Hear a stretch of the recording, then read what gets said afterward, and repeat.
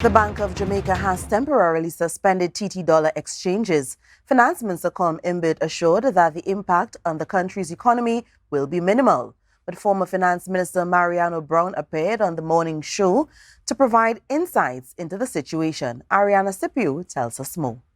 Last week, the Bank of Jamaica announced a temporary suspension in the exchange of TT dollars. The suspension was attributed to a review of TT dollar repatriation arrangements. The Central Bank of Trinidad and Tobago, along with the Finance Minister, reassured that the loss of foreign exchange was minimal and not a cause for concern. Nevertheless, former Finance Minister Mariano Browne questioned the need for an announcement, suggesting that if the amount were insignificant, the Bank of Jamaica would not have taken this action. When asked about the reason for their course of action, he responded by saying, "Cash is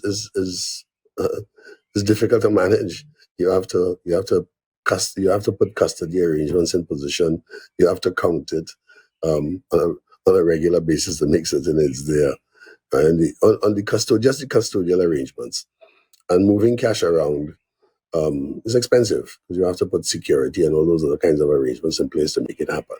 He explained that transporting money, especially when it involves a currency in high demand, can be expensive and burdensome. Browne further elaborated that most regional trade is conducted using the US dollar, while TT dollars are primarily used exclusively in Trinidad and Tobago. The fact that most of the trade is settled in US dollars. So the only explanation for that would be that they couldn't find US dollars, but people were prepared to accept TT dollars in exchange, right, which would then have to be repatriated by the central banks of both countries. He said that the reason for stopping the transshipment of TT dollars was due to the fact that the central bank told the Bank of Jamaica not to send any more.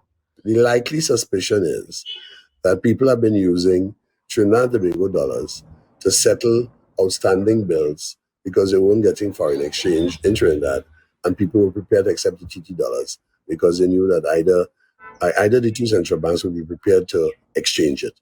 Browne indicated that the difficulty to obtain foreign exchange is the heart of the situation. Arianna Scipio, Tobago Updates Television News.